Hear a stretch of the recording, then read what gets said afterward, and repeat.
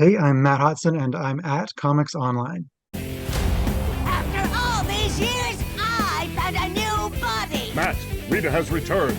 Recruit a team of former teenagers for interviews.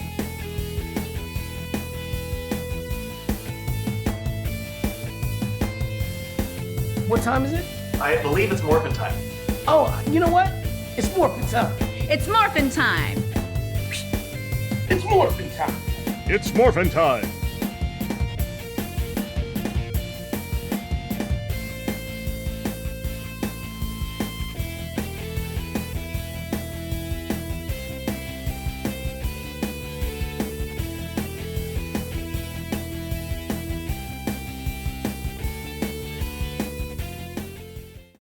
Well, Matt, thank you so much for taking time to speak with me. I really enjoyed our conversations on social media, and I'm excited to finally talk about Mighty Morphin Power Rangers: The Return.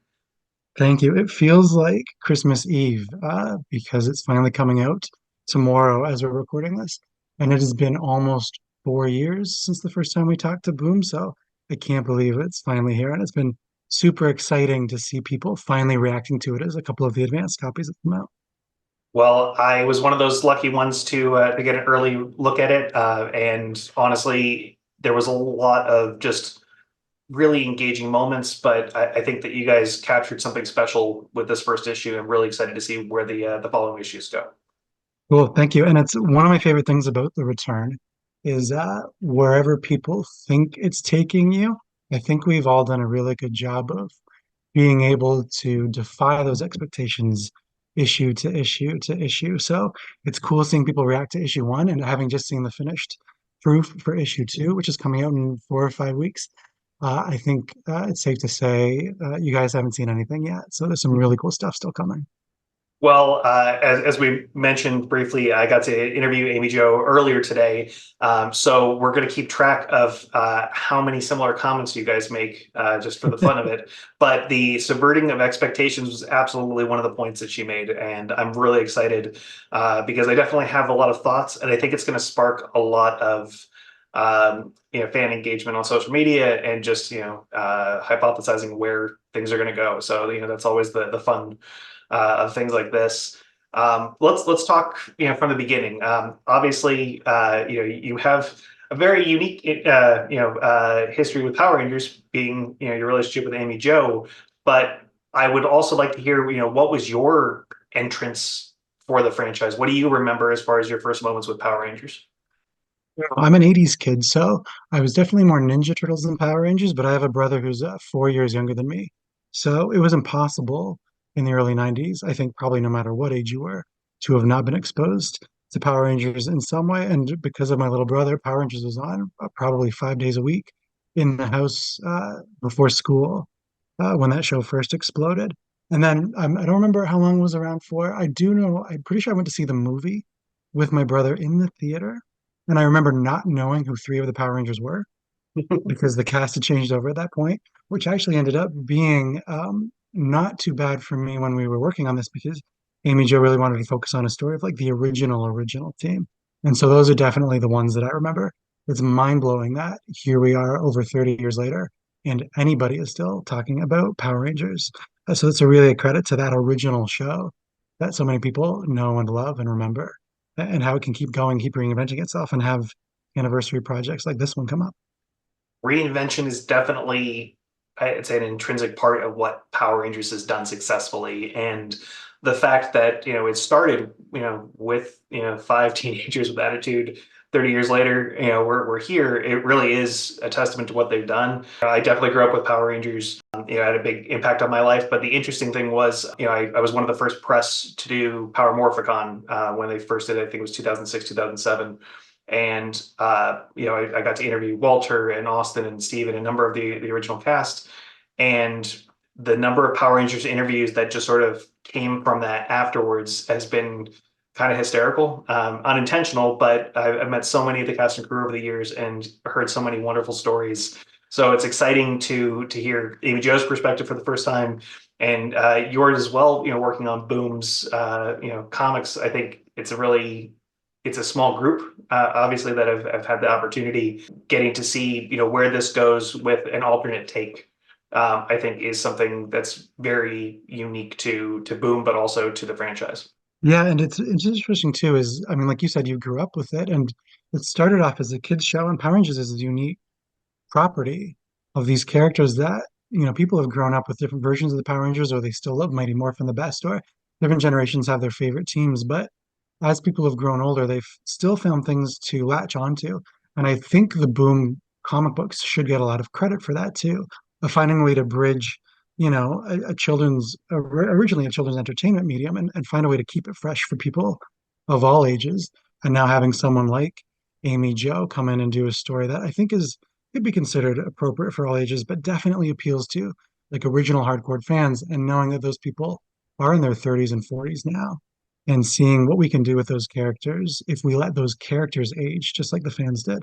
I think the generational aspect is really interesting for the fans, and now in the story itself that you guys are telling, that the question of legacy and what it means to this property is definitely something different. And obviously, we're only tip of the iceberg with the first issue, but I would love just sort of to hear the process. I know Amy Jo had shared that you guys have been talking about this for 4 years and starting to build it out, but what was the creative process for you guys just to get it to the pitch stage? Like, what were you guys doing? I know she's got more of a film and television background, but with your comic book knowledge, did you find that easier? Was it a little bit more challenging to put the pieces together? Good question. It's a pitch is ultimately just distilling a story to what the most basic parts of it, the most interesting parts of it are. So it's not too dissimilar from pitching a film or a television project, I'd say. The process behind it was we had this idea and we wanted to pitch it, and we got Daphne, our editor, our eventual editor's email, and sent it to her, and we just kind of we sent it on like the worst weekend you could ever try to pitch anything, which is the weekend that COVID hit, like the Monday morning. A day later, the world shut down and comic books stopped publishing completely. So we didn't hear anything back for a long time. But because of COVID, and because she and I both work in film and TV, we kind of sort of whittled away at it a little bit during the downtime. And really, it was great for us to sort of fully form the story and have these ideas just for the two of us, so that probably a year later, before talks started again, and then another 6 months later, before things really started in earnest and we had meetings, we had all this time together, just the two of us, without any other noise or distractions, to really sort of hone in on what the story wanted to be. And then once Daphne, our editor, came in, and then even eventually Nico, a couple of years later, our artist, it really kept changing and changing and changing. But having that unique opportunity during an obviously terrible time to just be able to focus on the story, which you normally would never have for a monthly book that has to keep coming out, I think really made the story a lot better. And to wrap things up creative process wise, we're done writing now. We were kind of, I almost mentally, we thought we were done a long time ago, but having the time to like see the art come in and see how this affects this, or the first time we ever talked to Nico, I think this is a good example. The first time I ever talked to Nico, he was so complimentary, and he's a fan himself, and he loved the scripts. And he even compared us to Brian Michael Bendis. And if you ever want to instantly become my best friend ever, that's a way to do it. And the only pause that he had, the only note, he says, "This isn't a note, it's just a suggestion. And this is not just the artist in me, it's the fan in me. And me, I have to be vague right now because I don't want to spoil anything for the ending." But he said in the ending, like, could you just do a little bit more of this? Because the fans will want this. And the Zoom was over. And I was like, I don't really know how to do that. And Amy Jo, to her credit, really took it to heart. And she's like, Nico is like a one-man focus group. Here we go. Like, here's someone who loves the Rangers still and is so into this project and really, really loves the story. We should listen to that one little note. And I was personally a little wary of his note because I thought it was a good note, but it was going to kind of break the ending of the book. And that's exactly what we did. She and I went back into the script and we're like, well, if we address this and gave Nico what he wanted, and like, we could do this and this and this. And it was like, well, we're going to lose all this really cool stuff. And we said it's worth it. And so because of having all this extra time, I think what used to happen on page 19 of issue 4 now happens on page 9, which is probably the biggest moment in the entire series. And now we get to explore all this other stuff just because of a little comment that our artist made after we thought we were done writing. So it has been 4 years. it's been herky jerky start and stop, but I wouldn't change a thing because I think the story is the best that it could be because of that. I'm really excited to see that page in particular. So we'll follow up on that conversation later on. But I wanted to ask about the process with Nico. Also, was Nico introduced to you by Boom, or did you seek him out? He came to us by Boom, and I'm a huge Bendis and Spider-Man fan, and he used to do Miles Morales Spider-Man. And there was a few different artists in the rotation, and I think the moment that an email came from Daphne, our editor at Boom, suggesting Nico, I was like, oh, him, and I got a bunch of reference material to show him and Joe, and there wasn't an ounce of hesitation on her part. We knew he was the guy. I don't want to speak for Daphne, but I think she said something like they had talked or he had reached out to her or vice versa years and years ago and then it never worked out. The timing never worked out, and he's gone off to do incredible things with Spider-Man, She-Hulk, Miss Marvel. His Catwoman run from the last year is really, really, really strong. The best stuff he's ever done up until now. So I know Daphne was excited to bring him into the fold, and it's been nothing but fun. It's every I said Christmas Eve. It's like Christmas Eve right now, but every day is like Christmas whenever you get pages from Nico because they're incredible, and we're gonna get too much credit for stuff that he has added into the art.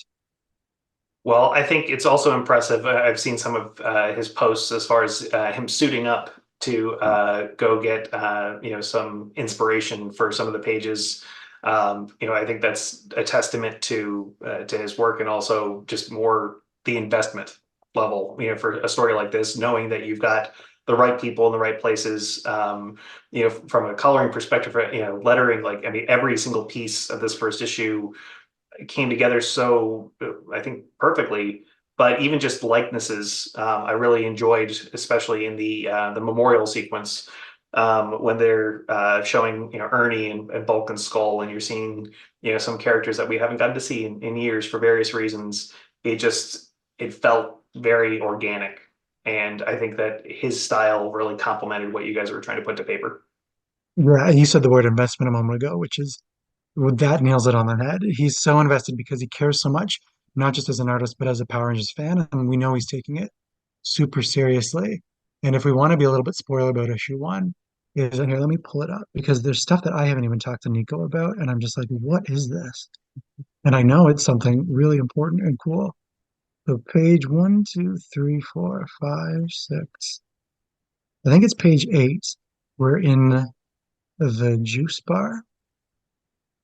And when people get their copies, look at Vulcan's skull in the juice bar. I do not know what the heck they're doing. Amy, Joe, and I did not write that. We wanted to see them. We definitely put that in.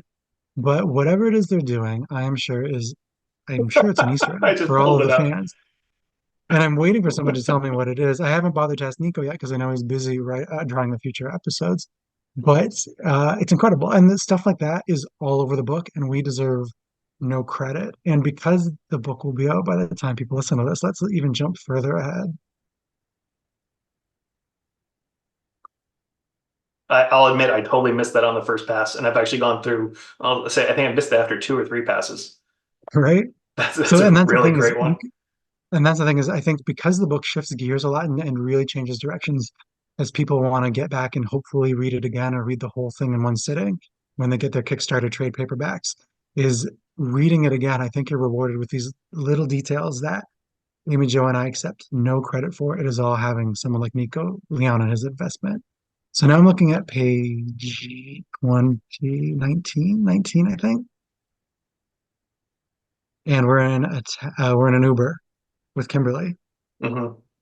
and that thing that Kimberly has around her neck is that necklace is again I'm being very spoilery, but this is coming up tomorrow, right? Hmm. You're good. Is the first time we talked to Nico, he had that note about changing the stuff in the last issue. He emailed us once and he was like, I really hope this is okay. But if you look at the line art for this page of issue one, Kimberly has this necklace on. And if you look at this clip from this episode of Power Rangers, you can see where this necklace is from and why it might make sense for her to be wearing it 29 years later. And again, mind-boggling. And I have never worked on a comic book before, but I guarantee you there's not a lot of comic book artists who do the amount of research and in-depth study into the world that they're working on as Nico Leon. And he also builds all of his sets. This is turning into a Nico gush fest, but he deserves it. He builds all of his sets in 3D before he draws the books. So like the juice bar or anything else you see is built three-dimensionally. And that's how he chooses his angles for his layouts.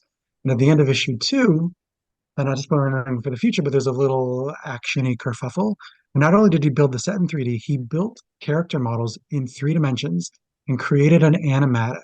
And he said, "This is how I see these two characters fighting each other.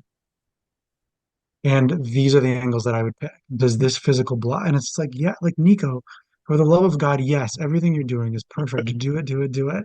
He's incredible. So we're so, so lucky to have him. I hope there's an opportunity to see that at some point in the future because that sounds really interesting. And it doesn't sound like a lot of artists are doing that, at least from what my experience has been. So that might be a very unique opportunity to share a little bit of his talent, but obviously timing is everything. There's something else I just noticed right now on, again, I lost track of what pass this is, but since we are talking spoilers, I liked the Triceratops Zord toy sitting next to Alpha. I thought that was a nice little nod as he's working on the communicators and trying to figure out the teleportation pieces. That is, again, all Nico Leon. And then those pages where you're seeing what Zach and Billy have been up to, or what the Red Ranger has been up to. When you see that double page spread of the Red Ranger, there's that really cool like triple diamond layout Mm-hmm. where it sort of mimics the diamonds on the front of the Rangers uniforms. All Nico Leon. That is all him. I thought that was great, and then even Zach's backstory sequence with the Mastodon, but also just the diamonds The diamond being things. integrated. Just I think that all of these aesthetics work so well for the book, but it's going to really make that much more of an impact. Yeah, and again, credit to Nico because yeah, the diamond screens behind Zach, or the mastodon head that's shooting out sparks or foam into the crowd at Zach's party. Incredible. I didn't come up with any of that. Nico's a genius. So I'm assuming you caught this one because I just caught another thing that was very interesting. When they're in the diner, the booths have the red diamond pattern, and they're talking about Jason being missing. Oh my God, I never noticed that before. I wonder if Amy and Joe noticed that. Interesting. I think there was a color pass where those booths weren't red. Um, I wonder if that was a Nico note. I wouldn't put it past him. I don't know the answer. So I think we're gonna have to get Yeah. back to you on that one, but it wouldn't surprise us. Okay. Subtle. Yeah. Well, so we've talked a lot about the art. Let's talk about some of the story beats. When I was speaking with Amy Jo, we talked about the importance of honoring those who aren't with us anymore, and there's some really great moments for both Twee and Jason. Um, Beyond that piece, were there any other moments that really stood out to you while you were crafting this chapter? Well, I think that we've tried a little bit to sort of blend together the reality of Amy Jo's life with the fictional journey of Kimberly, which is obviously very different in this universe we've created. But people have a lot of perceptions of Amy Jo, and a lot of someone that works in TV and film. People have a lot of perceptions or misconceptions about actors in general, and sometimes the lines between who they really are and the characters they played can be blurred. And dealing with these characters as they've gone on to age 30 years later, and having Amy Jo's perspective as an actor who acted for a couple of years on this kids show 30 years ago, but had the consequences and the benefits and the repercussions of that echo through the next 3 decades of her life. You can definitely feel that layered into Kimberly here and to a lot into issue two as well, for the good and for the bad. And it's not all real, but a lot of it's fictionalized. But I think we kind of lean into the perception of people thinking that there could be some meta stuff here, and I like to sort of playing with people's expectations, and that is something that no other writer would be able to tackle except for Amy Jo Johnson, which was what makes this book so unique. And funny enough, that was another specific note that she had as well about the meta aspect of tying in, a little bit of the actor into their characters. So that is a perfect note. I want to shift gears for a moment because time is limited. We had a very interesting moment on social media where I think we were only a couple issues apart, but one of your first introductions to comics was Teenage Mutant Ninja Turtles Adventures. I think you might have only been a couple months ahead of me, but I went back and looked. My first one was issue 35, as I very vividly remember the cover.